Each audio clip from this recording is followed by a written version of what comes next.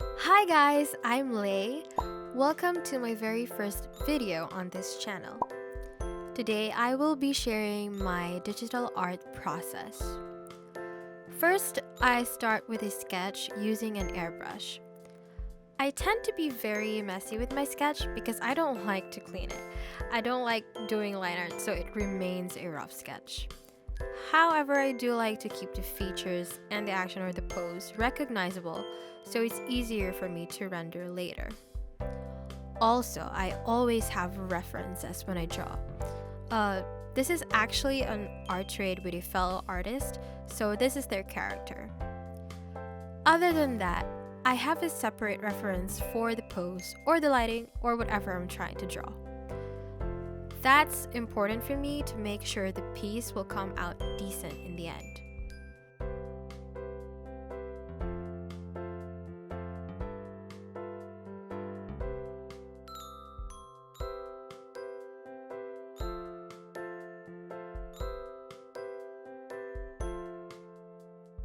Moving on, as you can see, I do the grayscale to color method, so I add the values beneath the sketch layer.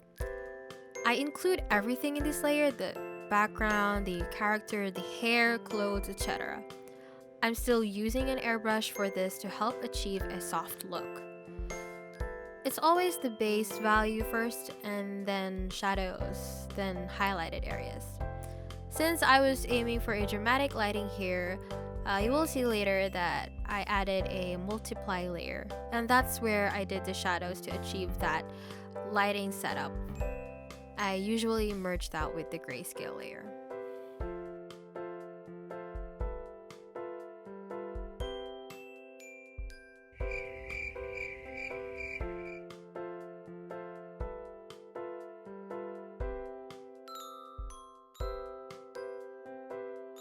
Next step is the coloring process.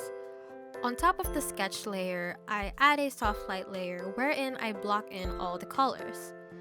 Colors that are more saturated than the usual work best with soft light layer mode, so that's what I apply.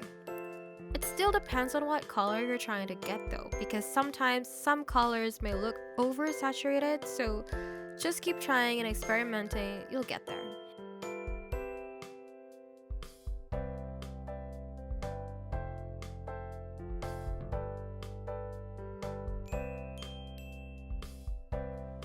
Then, as you can see, I adjusted the colors to make them pop. Since I did the grayscale first, it can look dull. So I always add a filter layer and adjust the color curves. This is just trial and error, so see what looks great for you if you're gonna try the grayscale to color method. And then I add a new layer when I am finally satisfied with the colors. This is the only time I switch to a different brush, which is of bristle texture.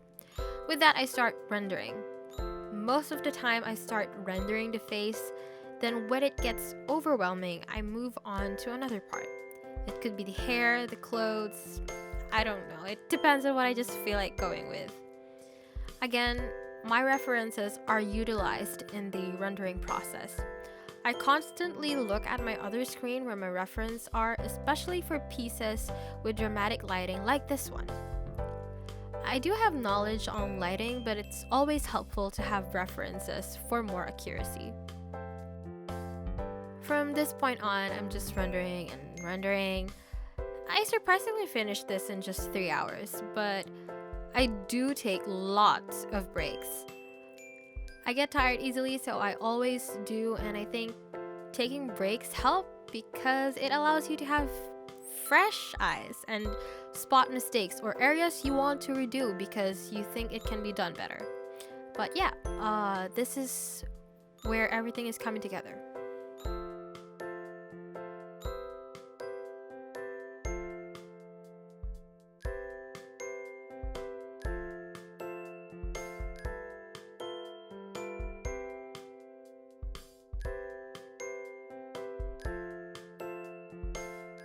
As you can see, I did keep the sketch layer. I didn't delete it yet. I turn it off when I'm rendering because, like I said, I don't like line art, and I have tried rendering the line art before together with the entire piece. But I feel like it's too time consuming for me, so I don't do that anymore. Instead, I decided to just turn off the layer, and I will just turn it on if I need I need to be guided.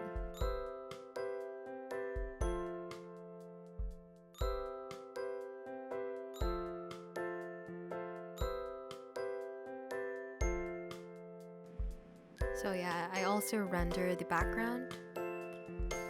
It's all in one layer.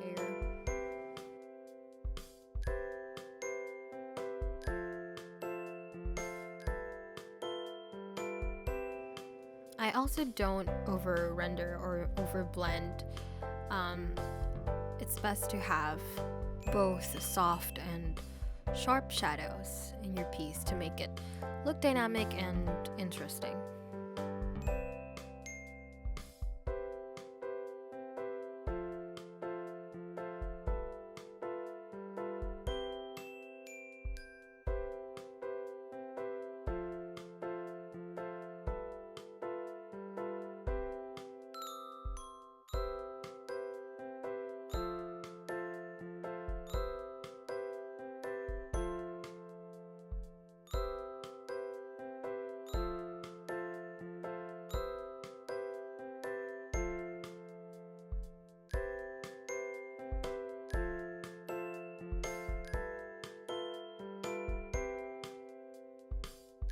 I struggled so much in this part. If you remember, I didn't really draw the arm or the hand in detail. That's why even though my sketches are messy, I try my best to make them recognizable so it becomes easier to render. And see, I struggled because I didn't do that, which is sad. But it's okay. I made it work in the end, and I also have a reference of my hand in that pose, so yeah. I guess I'll let you watch the video and listen to the music. Enjoy!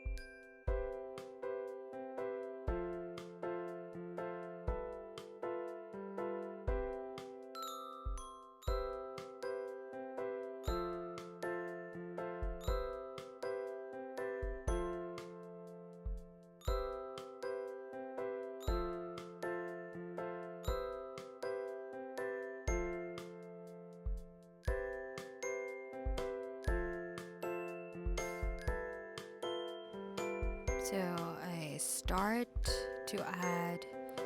starting to add details in this part, like the hair strand. I do this because it helps with the hair flow and just it looks more natural. And then lastly, I add the highlights. These are the brightest highlights, and it's on a new layer. I do render it a bit, so it's not just like a brush stroke on top of a rendered skin. And this part I couldn't decide if I wanted to do that, but in the end I removed it. Then when that's done, I save it as another file because I'm going to merge all layers. I do this because when you have several layers, the file will be bigger in size. So to keep it small as much as possible, I merge everything and that compresses it. Then I will add my watermark. And that's it. Voila! that's the finished piece, everyone. I hope you enjoyed my digital art process and learned something from it. Let me know if you guys like me speaking throughout the video, or maybe I should just shut up and play some music. Feel free to comment video suggestions. Thanks for watching. See you guys next time. Bye!